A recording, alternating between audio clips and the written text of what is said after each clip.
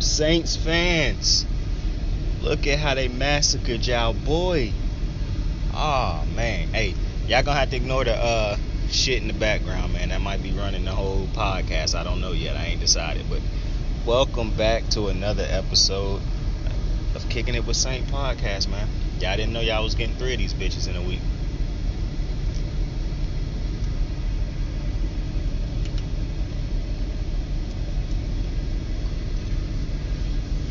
How y'all living? How y'all doing, man? It feels good to be back. It feels so good to be back. Kicking it with y'all motherfuckers again, man. What's good with it? How we living out there, man? How your day, evening, afternoon, night going? If you a Saints fan, I'm gonna tell you something, bro. I just saw a tweet that said Taysom Hill legit play the exact way Lamar haters think Lamar play. And he kind of right, bro, because, boy, Taysom Hill did not look good. I'm going to tell you what's funny.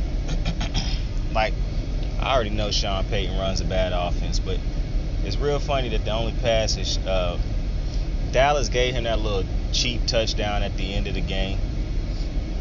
But after they took away all that easy shit, they couldn't do nothing. The motherfucker legit had to run every play almost. Motherfucker could only complete them short open passes, the slants or the little check downs or the drags. And the motherfucker still got picked off 4 times. One time by a lineman who returned that bit for picks for 6 points, bruh. I was looking at that pick that he threw to the lineman. I was like, how do you even throw the ball that low? It's like he damn near threw it right to him. It's like he threw it right to him, bro. Like, if you go watch the replay, you're going to be like, man, what the fuck? Like, it was no arc on the ball. Like, the lineman didn't even jump. He just literally reached his hands up and just picked the ball off and walked that bit in the end zone. That shit was crazy. And it just got me thinking. They just gave this motherfucker Taysom Hill a contract extension. And I said this on the last couple episodes of the podcast. What the fuck is Taysom Hill doing to get these extensions, bro? Like, you know, one thing I am tired of hearing about how some of these players, the coaches just love them so much, so they give them extensions and money and shit. This shit's crazy, bro, because I don't know how Taysom Hill is still on the roster right now. It's got to, bruh, it's dudes in the NFL who do with Taysom Hill at a higher level, and they don't have to be in the quarterback position to do it, bruh. Cordell Patterson play receiver / running back, and he balling. Like, now, Cordell Patterson ain't been balling every year, but neither has Taysom Hill, bro. I don't. It's funny, bro, because Trevor Siemian ain't there. I don't know why I keep calling that man Marcus Siemian. That's a baseball player. But Trevor Siemian ain't it, and I saw him walking around on the sideline. Taysom Hill ain't it, and when I'm being told this man had a splint in his middle finger on his throwing hand, I believe. Listen, man, you already know how we roll over here. If a dude is injured, don't play. But if you hurt and you playing, I don't want to hear it. Now, I wasn't saying Taysom Hill was complaining about it. It was other people who was real loud about it. It's like the Baker Mayfield situation, bro. Everybody in the league playing hurt. The difference between them and Baker is Baker broadcasts that he hurt every fucking week, it seemed like. No other player walking around doing that on a weekly basis, bro. But boy, and you know what? It almost felt like Kellen Moore and Dak was trying to give the game to the what do you call them boys? The Saints at one point in time. But the defense was like, nah, B.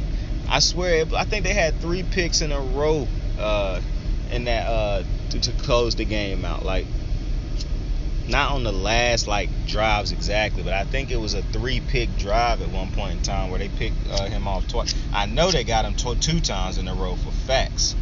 I can't remember if they got a 3rd one on him in a row, but bro, they killed Taysom Hill, bro. And it's funny because I keep saying it's funny. It's strange because the defense for the Cowboys balled out. The offense for the Cowboys once again laid an egg. For some parts of this game, I thought I was watching Baltimore play the Browns.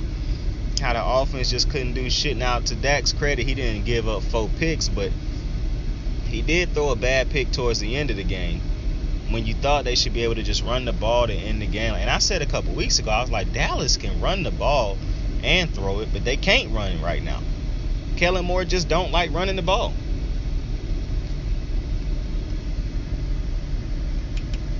Illicit.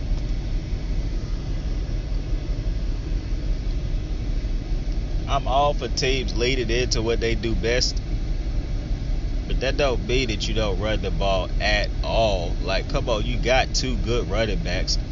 I'm not gonna lie, as a Zeke fan, I was kind of depressed watching Zeke sitting on the sideline of this game, knowing that he might end up being traded or released because Pollard looks like the better running back right now, and he cheaper. And I even believe that he would sign a contract that's cheap and team friendly. Like, I don't think Pollard finna go get a break the bank type of contract, if you know what I'm saying. But I love Zeke. So I don't want him to lead the Cowboys. Like, I can't imagine Zeke in another uniform. But it feel like that's what we trending to. But I was listening to people talk about Dak, and if you don't know, the Cowboys won this game on Thursday Night Football. I didn't even realize that the Cowboys and the Saints played tonight. I didn't know who played tonight, but that's neither here nor there. The strange thing about, I was hearing people talk about Dak earlier, right, on TV, and it was strange because I like Dak, and I did think that Dak did a lot of, like, Dak to me been growing every year. Like, Dak didn't come out the gates a stud. Like, he had, a great running game, great receivers, great best offensive line in football, defense that was balling that year. You know what I'm saying? Everything went right for Dak. Then he went through his growing pains like most players do. But it was a lot of people on TV today who was saying, like, Dak is not really a great quarterback. He need things around him to be great. Like, I can't remember what show it was that I watched that showed a stat where, like, it's like Dak not really that great without Amari Cooper. And I don't even think Amari Cooper played that much tonight. Like, he must have got hurt or something, or I just wasn't paying attention, because it seemed like every time I saw Amari Cooper, he was sitting on the sideline.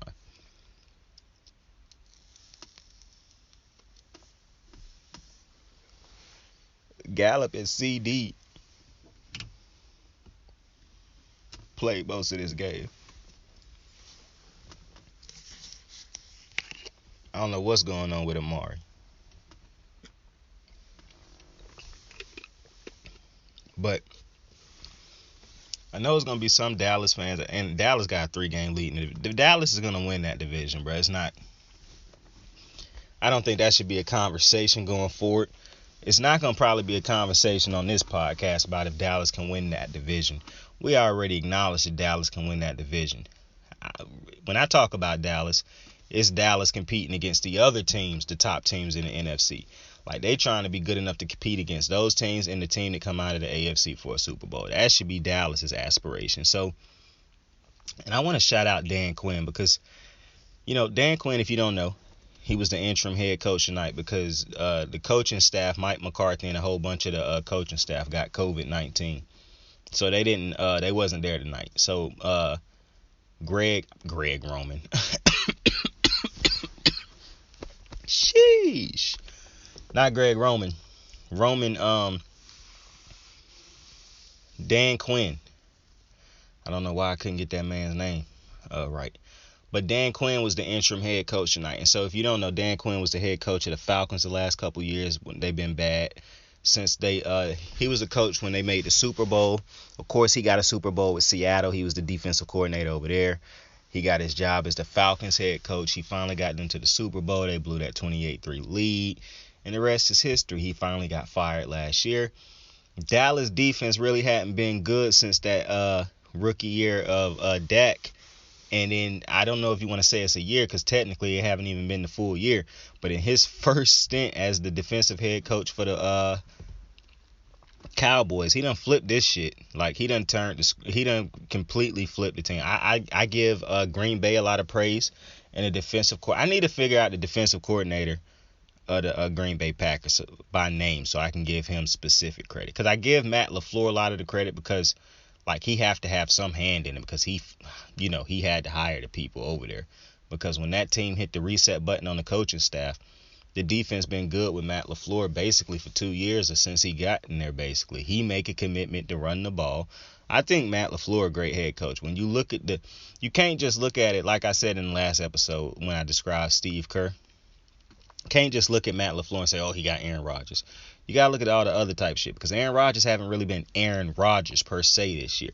Now, I know that's hard to say because he's coming off of an MVP year, so you judging him based off of what he did last year. So it's going to be a drop-off from an MVP year to the next year unless you win, back-to-back MVPs. But look at the defense. Look at the running game. Look at the offensive line. Like, it's a lot of things that's done gone good since Matt LaFleur got there, and he got his hand in a lot of that shit. So, you got to shout out Dan Quinn, man, because the Dallas defense looked phenomenal under him. Like, bro, they refused to lose this game. It was stretches in this game where Dallas just could not convert and get touchdowns or convert third downs and shit. It looked like they would be moving the ball and then they stopped. They had a drive where they started off with a run and it picked up big yards. They chose not to run it the rest of those sets of downs, and then they ended up turning the ball. They ended up turning the ball over with an interception. Just bad play calling by Kellen Moore. I was listening to them talk about because I realize I do listen to more games with sound now, because now that I'm podcasting, I need to be more informed on different type of shit. You know what I'm saying? So any type of information that these dudes drop that could help me be better at podcasting and dropping information for the people who listen to me, it all helps. So, you got to make that sacrifice. And even though I don't like listening to most of these motherfuckers, I got to listen to some of them sometimes. And Troy Aikman, the only thing Troy Aikman really do that really irritate me is how he really and I understand it because he is a quarterback. But Troy Aikman, I hate watching games, and he ain't the only one who do it. But I just hate watching games where dudes is so hypercritical of a quarterback. Like where they critiquing every single fucking throw. Like, I'm like, bro, I got to sit here for the next 3-4 hours and listen to you critique this kid or this man's throws for the next 4 hours. Every throw he make, I got to listen to you critique. Like, I don't want to hear that. Like, I feel like it's other things you could talk about. It's other storylines and shit like that where we don't have to be critiquing a kid every time he throw one pass. Like, and then not just kid, any quarterback. Like, we don't have to sit there. I don't like Baker Mayfield. Obviously, I think he trash. I do not want to watch a game where the announcer is legitimately breaking down every single throw Baker make. Like his first throw, oh, bad pass, oh, good pass, oh, that was a bad one. Like, I don't want to sit there and listen to that. So that's my only problem with Troy Aikman. I feel like he do that a lot. And I even gave y'all examples early in other podcasts this year where Troy Aikman, I just think, man, he's so hypercritical of quarterbacks in every single throw they make sometimes. But I do like Troy Aikman and Joe Buck. Like, I don't know.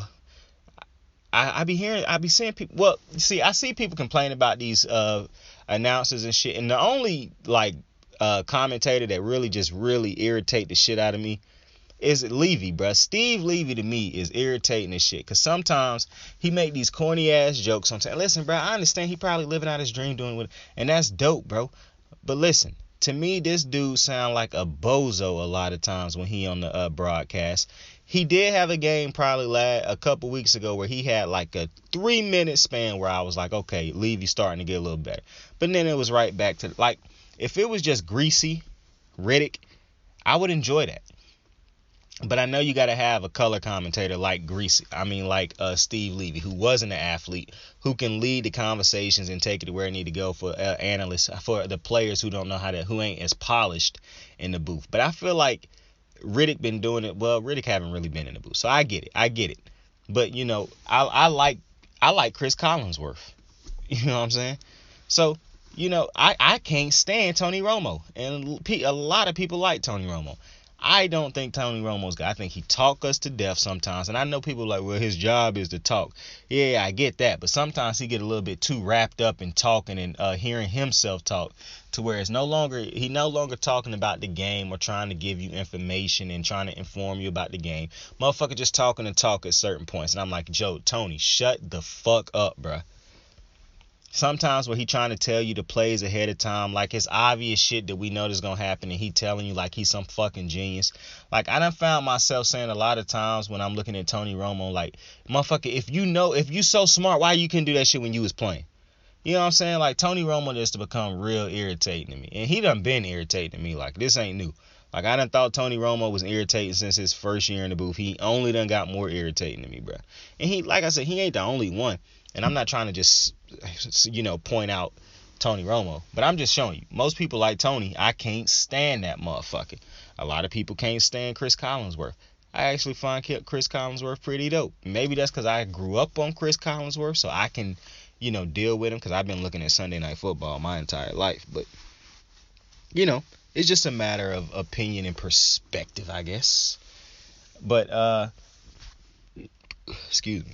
I was listening to, I said all that to say, I was listening to, Troy Aikman and Joe Buck talk tonight, and it was like, Troy Aikman was so informative to me when it came to talking about how Dan Quinn was the interim head coach tonight, because he was like, they had a discussion like if Kellen Moore get too far away from the run where he just don't run the ball, that they'll have a conversation with him.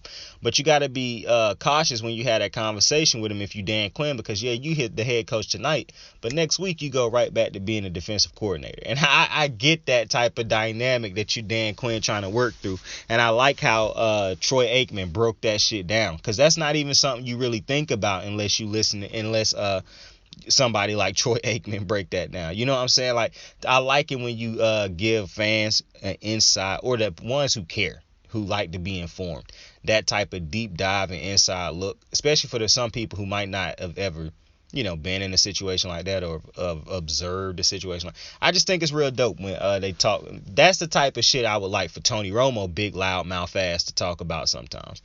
So when he was talking about how, like, Dan Quinn is in a weird situation because Jerry Jones said we're going to get Zeke the ball. He want to get Zeke the ball. But Kellen Moore don't really call plays for the run. And I said a couple weeks ago I liked that Kellen Moore leaned into the pass. I do not like that Kellen Moore leaned into the pass and just completely said fuck the run. Because when your passing game is as good as it is, now that's telling you don't have to abuse Zeke like you used to. You can use Zeke and Pollard, that 1-2 punch, have it balance out with that dominant passing game, and you should be easily the best passing game in the league. But Kellen Moore done went so far south when it come to running the ball, and they was talking about, like, at one point in time in this game where they should have just been able to run it. And I'm telling you, Troy Aikman, of course, he was a legendary Dallas Cowboy. He won multiple Super Bowls with him. But it was, and some people don't like it when analysts who have a bias towards the team, and obviously Troy Aikman have a bias towards Dallas. He loved Dallas. That's a team he was a Hall of Famer for and won his rings with. But I actually don't mind it when they have analysts who played for a certain team talking about that team, because for one, they can give us more perspective on that team because they played for a team so long.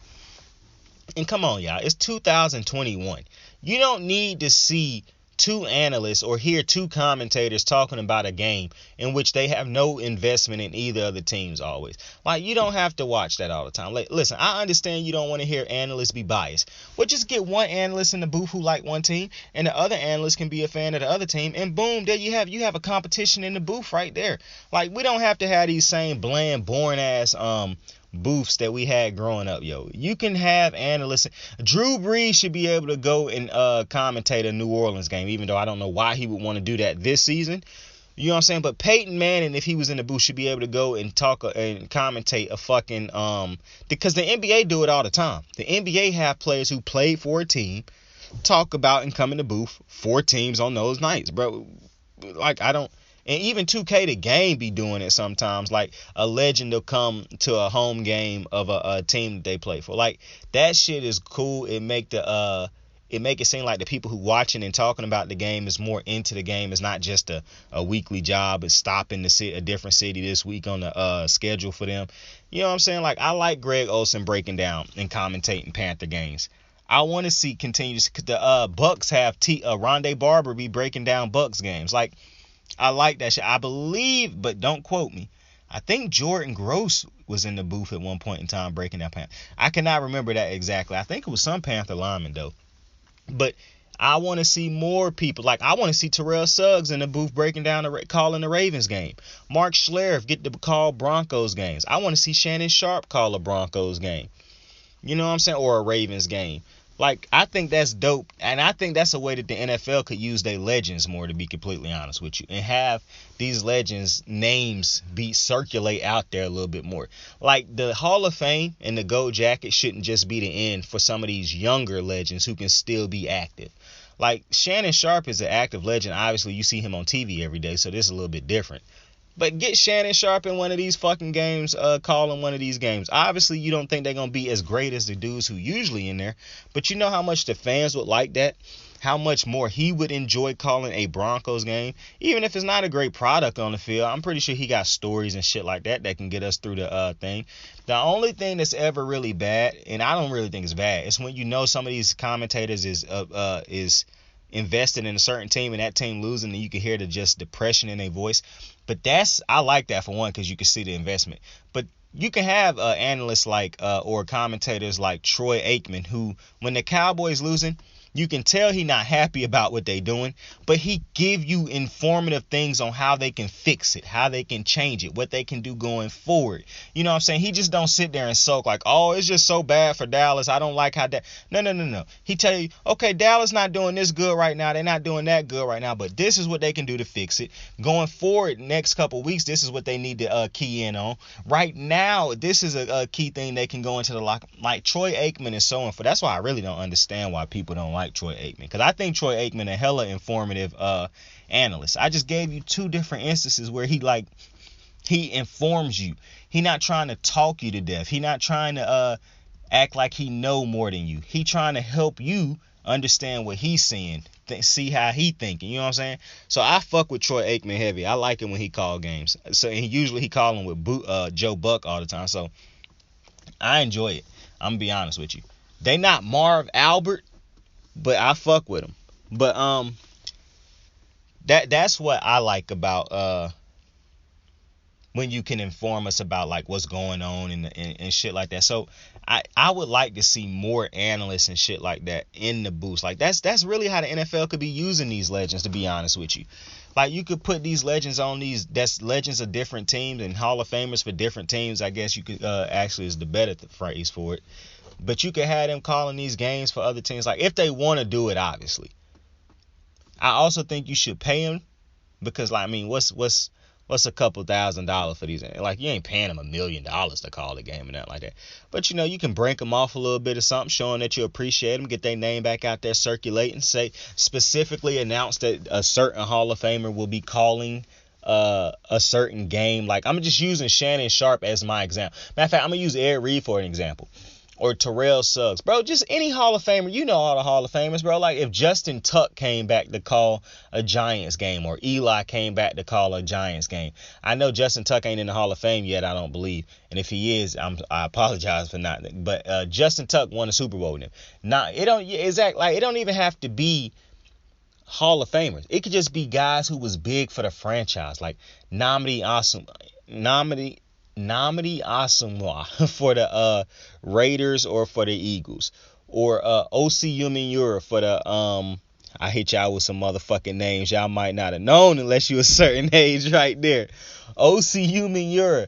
Y'all don't know nothing about that NASCAR defense the Giants had to run to get them Patriots up out of there for 2 years. But that's just my thoughts. The NFL ain't listening to this podcast, but hey, maybe one of them, somebody who high up, might end up listening to one of these one day, and this might be, that could be a suggestion for them, man.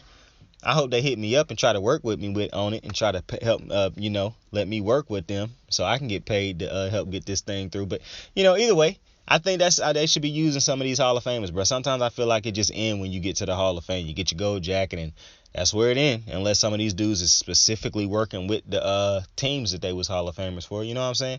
And then some of these Hall of Famers, you don't even hear about them until they come back up to the Hall of Fame. Like, come on, man. Use your Hall of Famers more, bro. But for Dallas tonight, because I know we were supposed to be talking about Dallas and we started going a lot of other places. But that's what this podcast is, baby. But for Dallas tonight, the offense, like we was talking about, Zeke, and you could see and hear in the game, Troy Aikman was not pleased with how the offensive play calling was going for Kellen Moore. And that's, when I was thinking about what Troy Aikman was saying about Dan Quinn not overstepping and being cautious because of, he the coach tonight, but tomorrow he go back as the defensive coordinator and whatever. Which I can't imagine how hard it was for Dan Quinn to remain like even keeled and calm when his defense was balling, because on a normal night he would be able to go crazy and celebrate with his defense because he calling the plays and his defense dominated like they did tonight, like 4 interceptions. I think they had another turnover too. Like, his defense absolutely balled the fuck out tonight, bro. And he was going, he celebrated with the dudes when they got their turnovers, but you saw he just had to remain like he couldn't go absolutely crazy because he still was the interim head coach tonight. But I was thinking to myself when Troy was saying all that stuff, I was like, well, if you really think about it though, Dan Quinn done been to a Super Bowl multiple times, not as a head coach multiple times, but he done been to he led a team to a Super Bowl as a head coach. They did lose, but he got there. He have a Super Bowl ring with the Seahawks. I mean, so he got more cliche than Kellen Moore. But I get what he was saying. That shit was very, very very informative. But the Cowboys offense, man, boy, Kellen Moore gonna have to figure something out, because like I said, I didn't think he was gonna go that far south when it came to the running game, man. Like, it just seemed like the motherfucker just. And hey, Tony Pollard had a shut the fuck up run at the end of the I think it was like either in the third or the fourth quarter, where the crowd felt like they were starting to get into the game. It looked like Dallas was struggling to score, struggling to move the ball, and Tony Pollard just popped off one. Broke a tackle or two in the backfield, made some dudes miss, cut through that little a group of people right there, and this motherfucker was off, bruh. It was a straight up fuck you, shut the fuck up run. That's what it was. Turn to the crowd and put your finger over your thing and say, shh, shut the fuck up.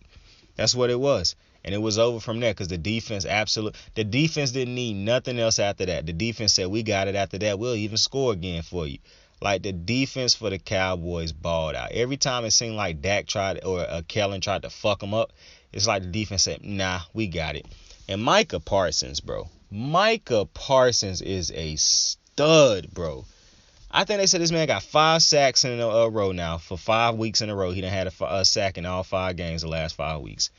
Man, this dude just make impact plays. Because I don't think it's just about the sacks, bro. Because a lot of dudes can get the sacks and it really don't really mean much. You know what I'm saying? Because you can get sacks when you're getting your ass whooped. Micah Parsons makes impact plays, impact sacks. His sack turned into a 4th and long, bro, to get the Saints off the field. Like, Micah Parsons is a fucking stud, bro. Dallas got that. Whoever got that pick, whoever was the dude who, sat down and did that homework in Dallas, shout out to you, because that was a phenomenal draft pick, bro. Micah Parsons is a fucking stud, bro. I love everything about Micah Parsons, bro. And it's so crazy because I was so high on Odafe Oweh, and I still am. But, bruh, Micah Parsons is a stud, bro. Like, every week it feel like he making an impact play. And technically for the last 5 weeks he have been. But, bro, Jesus Christ, man. Micah Parsons was a phenomenal draft pick. I mean, Micah Parsons is playing so good, bro. It's really hard for me to say he wasn't the best pick in the first round at this point, bro. That's how good he playing, bro. Because I'm trying to think of all the other dudes who was drafted in the first round. Ain't no quarterback that was drafted in the first round playing better than Micah Parsons to me. Not even Mac Jones. Now, Mac Jones might win Rookie of the Year, but he took that. And if he do win Rookie of the Year, he'll earn it. Because if you get that team to the playoffs, even though I think it's more the defense, I still got to give credit to him. You know what I'm saying?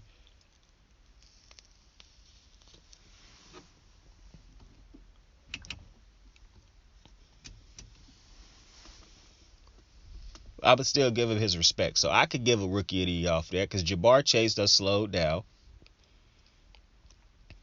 Fucking the only competition I think he really got, Odafe balling. He's balling. But Micah Parsons, bro, he definitely back down. He definitely in the lead for defensive Rookie of the Year, most definitely. Like, he might got that shit in the bag right now. And I think it might be an AFC and an NFC defensive Rookie of the Year. If it is, then Odafe might win it for the AFC. But if it's just one, Micah Parsons got to be leading that cat. I don't know how I don't know that right now. I'm thinking about Madden games, how they be separating their awards and shit. But Madden's an atrocious game. But bro, yeah, have y'all watched that Man in the Mirror or some shit like that for the Tom Brady documentary? After all of the episodes over, I think I'm gonna go back and watch it, bro. They said he did that shit a little bit different, like he praising teammates because he didn't want it to be like Jordan's documentary, The Last Dance, where he was shitting on teammates. But listen, this might be an unpopular opinion. The Last Dance was fucking lit, bro. I remember every night, Sunday night, sitting getting, and it's very rare in today's society it's very rare nowadays that I sit down for a pre-programmed, show or something that's like coming on TV or some shit like that. That's set at a certain time. That's not like football or a sporting event. This shit was just a documentary. I don't sit down and watch too many documentaries nowadays, bruh. Especially if they ain't like murder documentaries. And I don't even really watch long ass murder documentaries, but I'd rather go on YouTube and watch shit like that that's at a quicker pace that ain't got me sitting there for multiple hours. You know what I'm saying? Like, I don't want to spend my hour watching one long ass documentary when I can spend my hour watching like 5, 6, 7, 8, 9, 10 different murder videos on YouTube. You dig what I'm saying? Y'all get it. But when I was sitting down watching those motherfucking Last Dances, bro, I'm like, yo, these shits is lit, bro. Like, the Bulls introductions, bro, with that music, that's lit. The best episode, obviously, and one of the most powerful motherfucking. Because, listen, my first tattoo on me was a Michael Jordan quote. It was like, never say never because fears like, because limits like fears are often just an illusion. That was the first tattoo I got tattooed on me with roses going through it. I got to get another Michael Jordan tattoo eventually, bruh, from them quotes that he was hitting us with in The Last Dance, bruh. Man, so I ain't never asked nobody to do nothing that I wouldn't do myself. Like, I can't even remember the full quote, but that shit was lit, bruh. Like, The Last Dance was, bruh, The Last Dance made me officially say, like, yes, Michael Jordan is the GOAT, bruh. Like, Kobe is my GOAT and Curry is my other GOAT, but Jordan is definitely the GOAT. Now, LeBron's not the GOAT to me. We'll have those conversations when I start talking basketball, bruh. But there's no way you can lose as much as this man done lost in the finals and we just ignoring that and saying that this man is I just think it's absurd, bruh. But I don't even know how we got on the tangent all the way over to basketball, bruh. But we was talking about the Man in the Mirror documentary, but I haven't checked that shit out yet. So if that shit is kind of cool, like, I don't want Brady, being soft, bruh. Like, you know what I'm saying? Like, be a badass, bruh. Like, I started fucking with you when you got to Tampa because you started showing us like you ain't you ain't soft. You know what I'm saying? Like, don't try to appease everybody in the documentary. If this shit just become what Brady just sucking everybody's dick in the just to be a nice guy. Yeah, I'm not watching that shit. I'm just telling you right now. I want some, you know what I'm saying, some hard. I want that Jordan type shit, bro. Like, bro, I don't give a fuck what nobody say, bro. That fucking, I could watch that shit again and again and not get tired, bro. It's kind of like Batman v Superman, the movie, bro. That shit was hard as hell to me. Now, granted, I done been a DC fan my entire life, bro. And I ain't never liked Marvel. But I even gave Marvel their credit for some of their movies. Some of their movies was hard to me, bro. DC's Batman v Superman, bro. I like that more than I done like damn near every Marvel. Like, my favorite Marvel movie was Captain America, Civil War, and Black Panther, bro. Then was it because for one, Black Panther, the only movie that really got a good villain in it. That's played out by a great actor who actually sound good, who ain't a goofy ass character. Like, that's one of my problems with Marvel, bro. Like, it's like the superheroes and shit, like, you never really feel like shit is really that serious until Thanos came into the picture, because them motherfuckers always goofing off and shit like that. Like, you don't really take the villain serious and shit like that. In DC, motherfuckers getting killed, motherfuckers dying, it's a dark and gloomy shit, and that shit more realistic, bruh. And, I guess you got people who hate that because they're like, oh, I think everything should have jokes and shit. But, nah, that's whack. That's why Josh Whedon, bitch ass, I'm glad he done for, bro, for what he did to Batman, bro. Never gonna forgive him for that bullshit. For the DC fans out there, y'all know what he did to Batman in Justice League movie, bro. Yeah, I know what he did. Thank God we got my boy Zack Snyder out there who came in and saved the franchise, bro.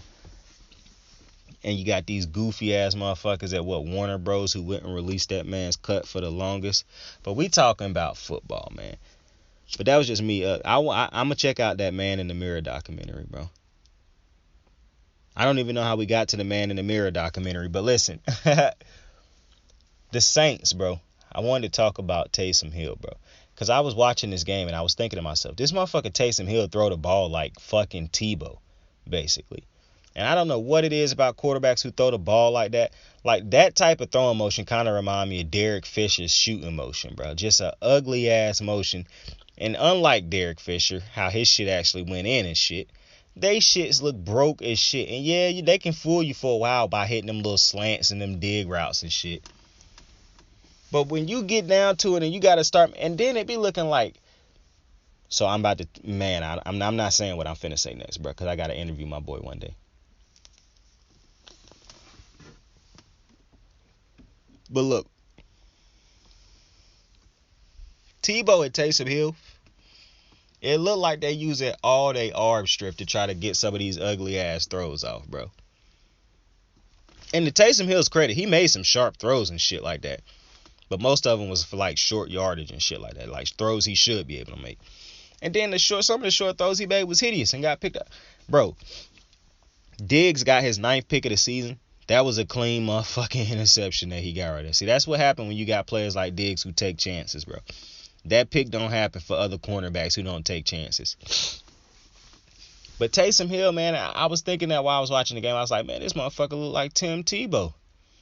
I mean, the ball got a little bit more zip on it, but it still looked like Tim Tebow, basically, with the throwing mechanic and all that.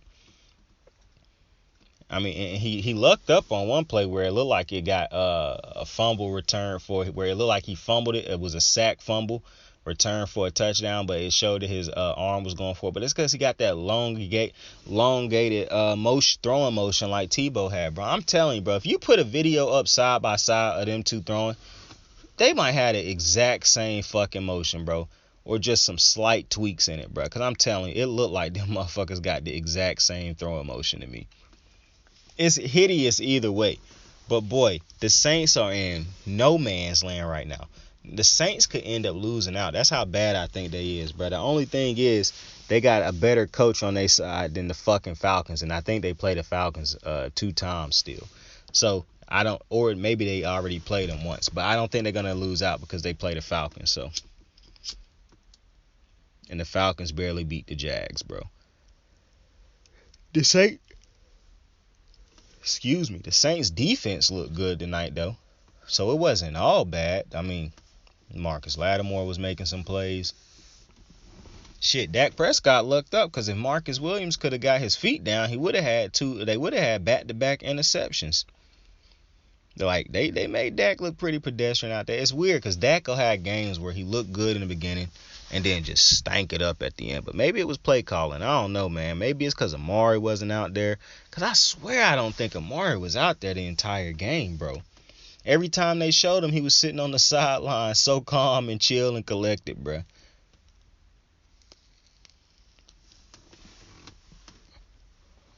I hope I don't start that about what I'm finna say.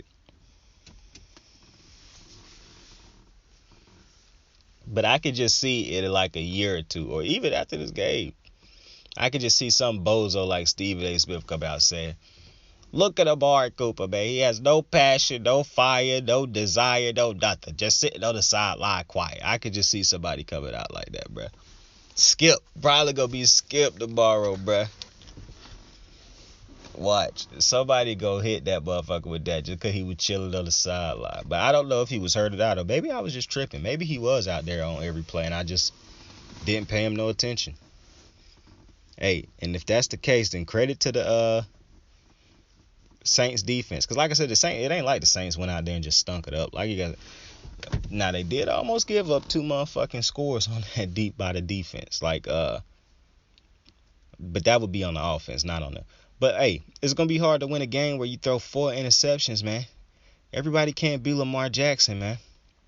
I'm sorry. I know it was motherfuckers out there trying to compare Taysom Hill to Lamar Jackson, but Lamar Jackson's throwing motion and how he looked like he throw it don't look nowhere near as bad. For one, it don't look bad.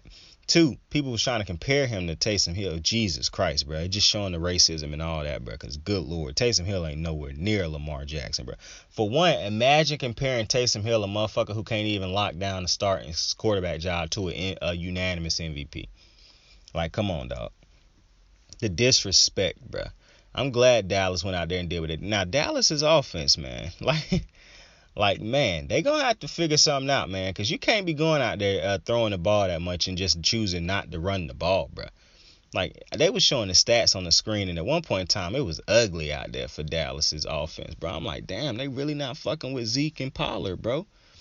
And even after Pollard popped that big-ass fuck you, shut up run, they still didn't go heavy in the run game. And then you think when you got a team up like that, and you up on a team like that, so really, when you got a team down like that, when you winning like that, you would think that when you have Zeke and Pollard, you would try to run the ball out with that type of run game and that line. But hey, Kellen Moore is a different type of offensive play caller. That motherfucker was gonna pass that ball till he didn't have to pass that shit no more. And that was very weird, especially because and I don't know what it is about Dak, man. And y'all know I love Dak. But, man, I cannot figure this motherfucker out. Because I think Dak is a good quarterback. But, man, sometimes he looked terrible. And it's like, I know every quarterback looked terrible and shit like that. But Dak gave me these things where, how can I describe it?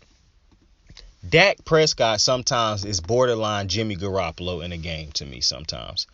Like, he could be playing so well on drives, right? But then on the same drive, he can start fucking up and kill your drive randomly.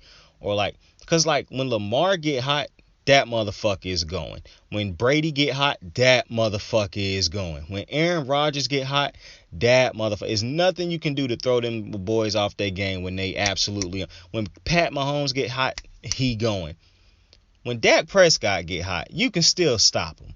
And that's weird to me. Like, when Matthew Stafford get hot, you can still slow him down and stop him. You can find ways to end his hot streak. You know what I'm saying? It's kind of like on how Madden had those fucking people had those abilities, basically giving them an excuse to be lazy because abilities that players should have been had in the game that differentiated them from. It shouldn't even be abilities. It should have been players who was able to do that type of shit because that's what should have differentiated 99s from 99s and from 99s from fucking 80s and 70s and shit. But if Madden, that shit been trash since 2012. 2012 was the last great Madden game, bro. But, excuse me. It just is what it is. Madden's a trash game. EA's a trash company. It is what it is. I can rant about them trash ass motherfuckers all day. But when you got when I'm looking at Dak, bruh, when he get hot, it just feel like he can still be stopped and shit. Like, if you know what I'm saying. Like, it's weird, bruh. It's like I can't really put my finger on it, man. I'm not saying he a bad quarterback or nothing like that. But, man, it's so weird because sometimes I do feel like he need everything to be going right around him. Sometimes I feel like he don't lift. It definitely don't feel like Dak make his receivers and shit better. Like, I know that. I know he don't make his teammates around him or his receiving group and shit better. They just already talented. But, man, sometimes it don't even feel like he can really lift the team sometimes like the defense did. But I'm holding off. It's a funny feeling that I be having watching Dak sometimes, bro. You know what I'm saying? Sometimes he just give me them Jimmy Garoppolo, Kirk Cousins vibes. You know what I'm saying? Like a lot of passing stats for no reason when I'm talking about Kirk Cousins. But yeah, that's just. And then sometimes how like Jimmy Garoppolo looked like a very competent quarterback when everything going great around him. The running game balling, the receivers routes is getting wide open, the defense balling. It's kind of like a Dak Prescott situation sometimes. And I'm not comparing Dak Prescott to none of them dudes. He is clearly better than them dudes. But I'm just saying sometimes. I mean, be looking real Jimmy Garoppolo and Kirk Cousins to me sometimes. And Kirk Cousins done elevated out of the category of the Baker Mayfield and Jared Goff. I never had him in that category. I just said sometimes he be looking real suspicious sometimes. But them two quarterbacks is way worse than them other quarterbacks. Like Kirk Cousins to me, If you had him, like, I'm not saying the man gonna go out there and win your Super Bowl. I do think it's a universe where Kirk Cousins can get crazy hot by some great play calling and could lead a team to the fringe of getting to a Super Bowl. Now, he might throw a couple picks and fuck up here and there, but if you draw up the plays and shit, bro, Kirk Cousins can get you there, I think. Not necessarily to the Super Bowl, but can get you real close. But to me, Dallas defense, now obviously it's not, people ain't gonna be like, oh, they went out there and was tested by Tom Brady. Obviously that's not the thing, but it's good because you lost 3 of the last 4. It's good to get this win, get back into the win category, and to get shit rolling again if you Dallas. This is a big win either way. For one, like I said, you're not worried about this sorry ass division that you're playing in, because you're not worried about none of these sorry ass teams in this division. If you do what you're supposed to do, you should go undefeated against the teams in this division, to be completely honest with you. It's no excuse, in my opinion, for Dallas to not go undefeated. To go 6-0 against the teams in their division. That's how bad the Eagles, Washington, and the Giants are, bro. Those are bad teams with far less talented quarterbacks. It should be no reason why Dallas don't go in, especially with Dallas's defense playing the way it's playing, bro. It should be no excuse. Dallas defense really was out there hungry, bro. They was out there balling. I was excited watching them motherfuckers, man. That was exciting watching the defense go out there and play the way they played with so much energy and passion and going out there and hunting, bro. They not hunting as in like head hunting as in like ball hunting, man. See ball, get ball, man. Like, I love that shit, bro. Dallas was balling tonight. And DeMarcus Ware came back tonight, too. And he had him a good game. Like, Dallas balled out tonight, bro. If the offense can get back to doing what it was doing early in the season, Dallas is going to be a tough out in the playoffs if they can step up when it matters. Because I still got that memory of that Chiefs game in my head, bro. That was still an ugly one. But, man, and for the Saints, bro, listen, I know it's a lot of pride over there in New Orleans, especially when you got Sean Payton, and I'm not advocating for you to fire Sean Payton. I don't think I done said one time on the podcast that Sean Payton should be fired. What I do believe is that Sean Payton need to get an offensive mind over there now, because he passed his prime when it come to calling these plays, bro. This dinking and dunking and this slants and drags and throwing it to Kamara and shit. And I know Kamara didn't play tonight, but that shit just is not gonna work no more, bro. You have to evolve your play calling, bro. It is what it is. And I think that's why Michael Thomas didn't want to be there no more, because he knew this is where this offense was going.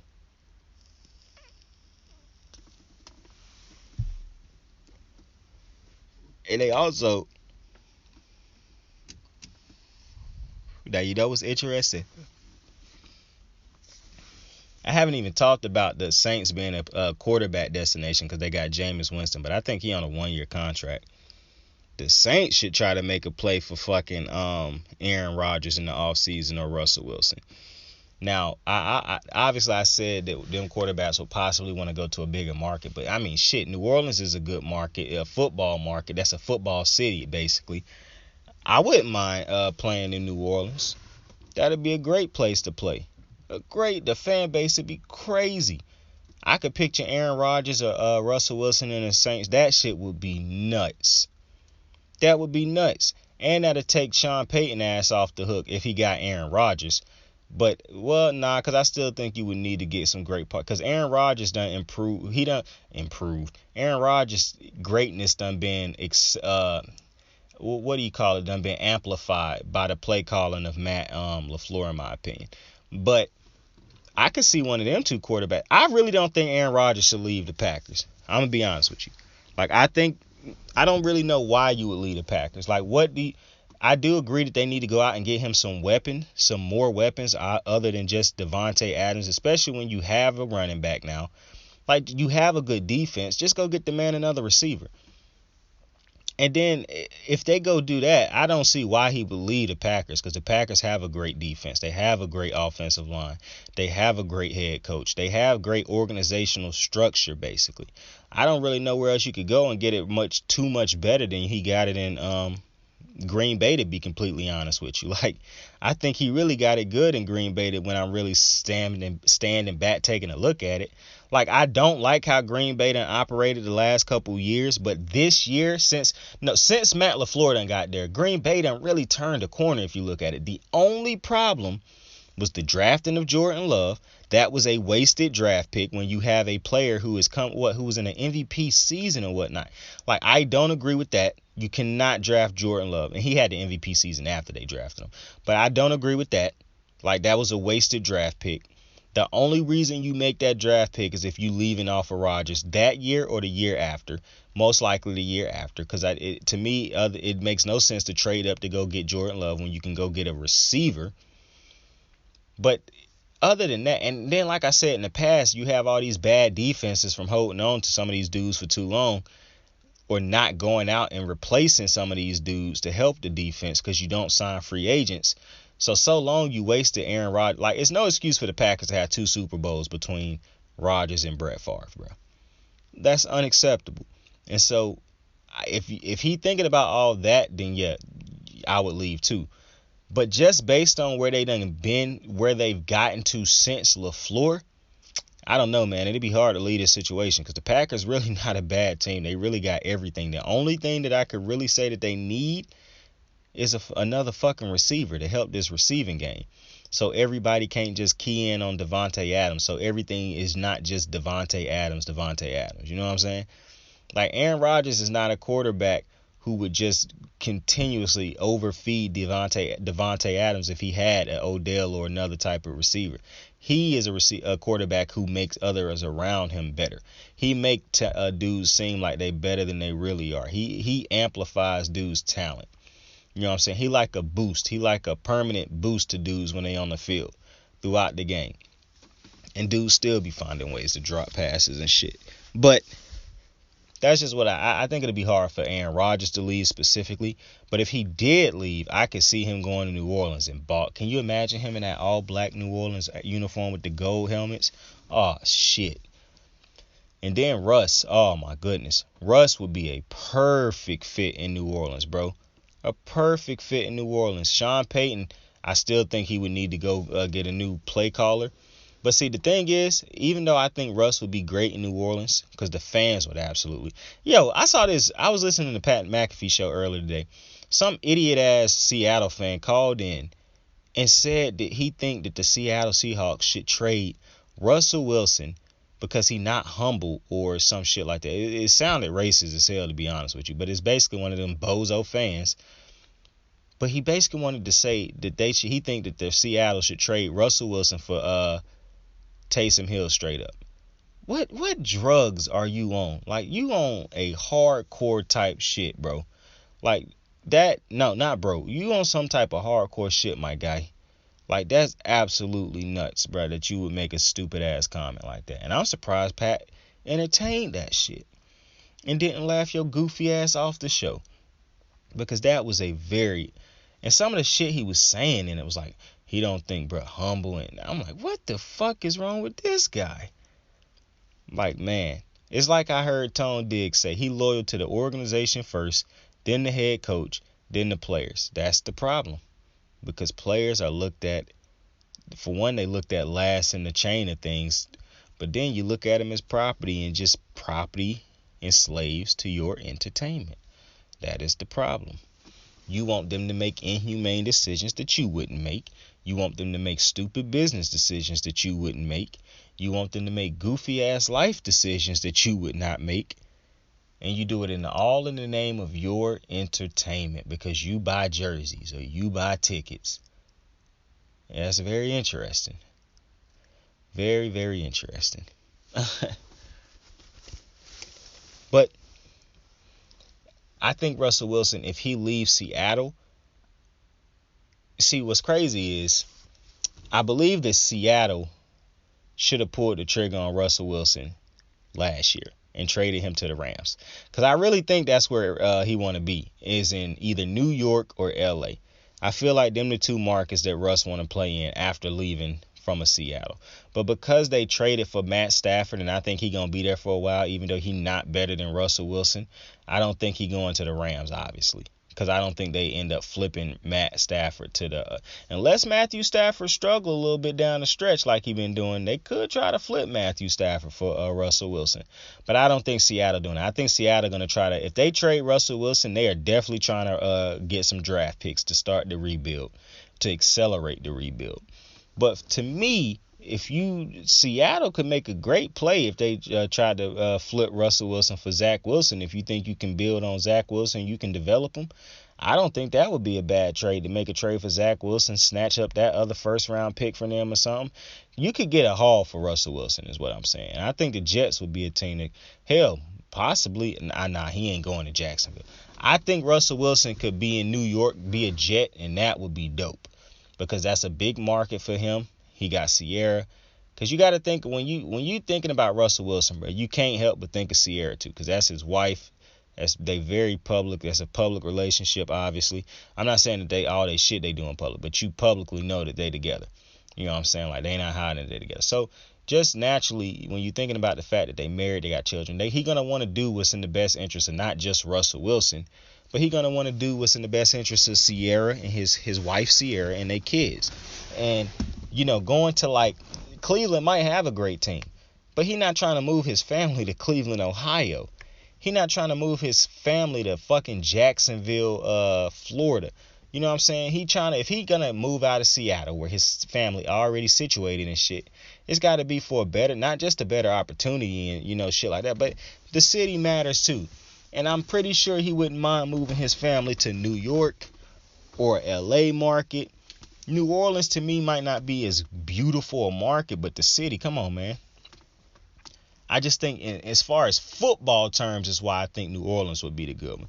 Because some people might not think that's one of the best cities or whatever, but as far as, like, in the NFL, that is one of the, you know what I'm saying? I could even see, that's why Chicago, like, if he was in Chicago, a big market like Chicago, that's why people thought that was going to be a trade possibility in the offseason. I could see the San Francisco 49ers trying to make a play on Russell Wilson or Aaron Rodgers. San Fran, that's a big market. So, now, I don't believe that Russell Wilson would get traded within the division. I don't think Seattle would want to trade him within the division. I also don't know how it would be possible for them to do that, because you're not trading him. Like, Jimmy Garoppolo's not compensation for Russell Wilson.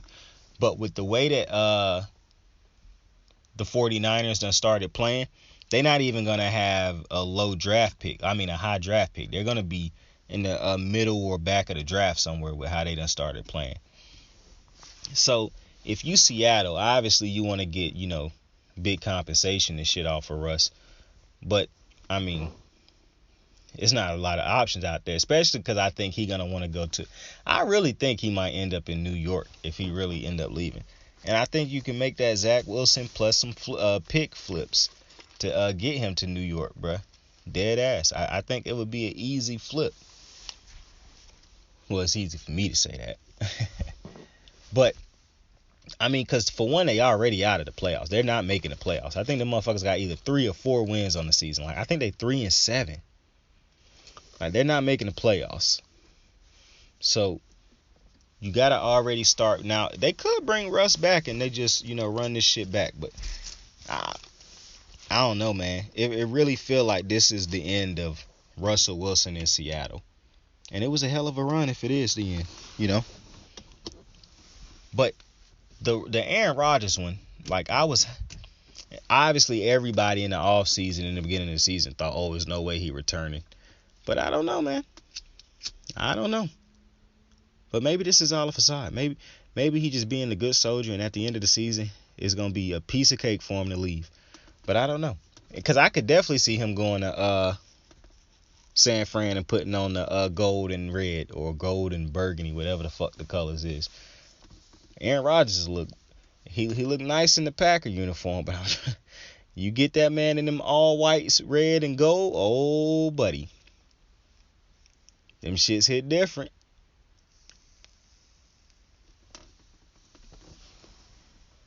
But if to say we would say it all that to say, I don't really know what the Saints quarterback options is out there. in the offseason. Like, I guess you bring Jameis back hoping he could play good off of that injury. But I don't really know what other options they really got out there at the quarterback position, because Taysom Hill clearly not it. Trevor Siemian's not it. You don't draft low enough to get you a quarterback in the draft, but maybe you luck up and one fall to you. I don't know. New Orleans kind of look like they entering no man's land. I know they had Kamara out, Michael Thomas is out, and this could all turn around next year if them two dudes is healthy and Jameis is healthy and they ball out. This could be a mute conversation, but I'm just speaking on what's happening right now. And for Dallas, they got to figure something out with this offense. They got to get this offense back going back. They got to get this thing back up and going, back up and running again. You dig? But it was a good Thursday night game. I don't know if it was good if you're a Saints fan, but I definitely enjoyed watching the Cowboys defense. So I enjoyed myself. Micah Parsons is a fucking stud. But with that, I appreciate y'all for joining me on another episode of Kicking It with Saint podcast, man, on this Thursday night, man. I hope y'all enjoyed y'all Thursday night. I hope y'all enjoying y'all week thus far. Hope you have a dope-ass Friday, man. That's when this probably going to be up, so enjoy your fucking Friday, you dig? Tell somebody you fuck with them. Tell somebody you love them, man. Saint out. You ready to make history? Come on now. Yeah. You know, there's these two words. And when I say them, people get goosebumps because they know what happened.